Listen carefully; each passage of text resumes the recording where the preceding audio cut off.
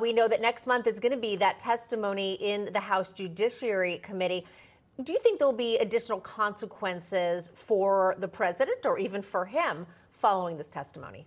Well, certainly just bringing the story back up and getting into why Hur felt that Biden was not mentally sharp, and having potential videos to be able to show, and just focusing on the issue of the president's mental acuity is going to be very, very damaging to the president.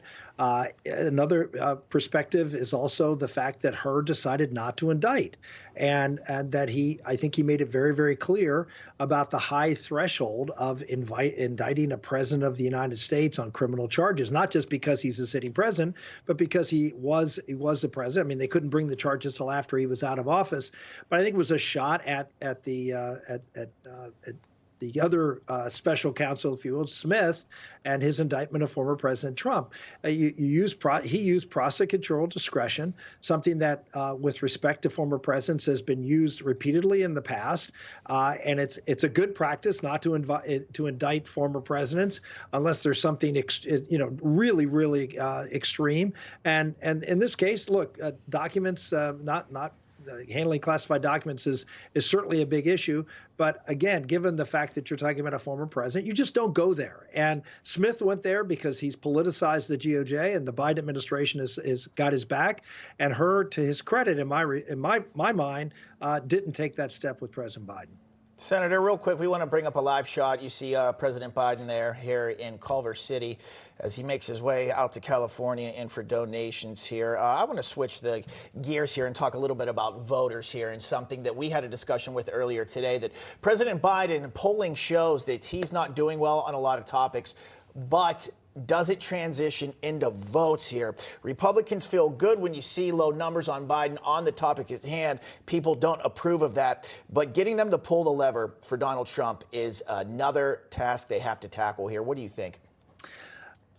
The fact is, the issue sets does not stack up well for President Biden, whether it's on the economy or the border or national security. I mean, you just go on down the list of Biden's really record low polling numbers on his job performance. If you look at the polls, head-to-head polls, you see Trump ahead in most of these battleground states, which is certainly, you'd rather be ahead than behind. But he's not very far ahead, number one. And number two, if you look at where Biden is really trailing badly, it's in sort of core demographic groups, which is, African Americans and single women, and places where Democrats get, 8 in the case of single women, 70+%. In the case of African Americans, 90+%. He's not doing that well. In the end, these are tough voter groups for Trump to win over, and usually, if you look at the past in elections, usually these voters come home, and that's why I think the Democrats are still holding firm to Biden, because they think they can get these voters back home, and if they do, then he ends up on top of Trump. That's the strategy. Yeah, Senator, we're still looking here at a live picture of President Biden in Culver City, of course, in Los Angeles County, as he's making his tour of California. He is at this particular location because he's going to be discussing the fact that he's canceling more student loan debt, of course, in an all-out attempt to reach these younger voters.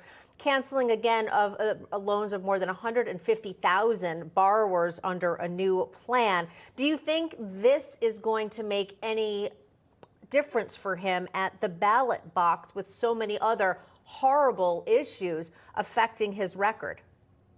Buying votes usually pays off. That's the bottom line. He tried it and did it successfully in 2022, where he promised a big student loan bailout, and they came out, younger voters and voters who were affected by this came out and voted in large numbers for Democrats. I mean, this is using your tax dollars to buy votes to keep this man in power, and it's doing it illegally. I mean, this is tyrannical. The Supreme Court has said he cannot do these things, and the president is saying, well, I'm the president, I can do what I want until you again slap it down, and that may take another year or so, and after the election.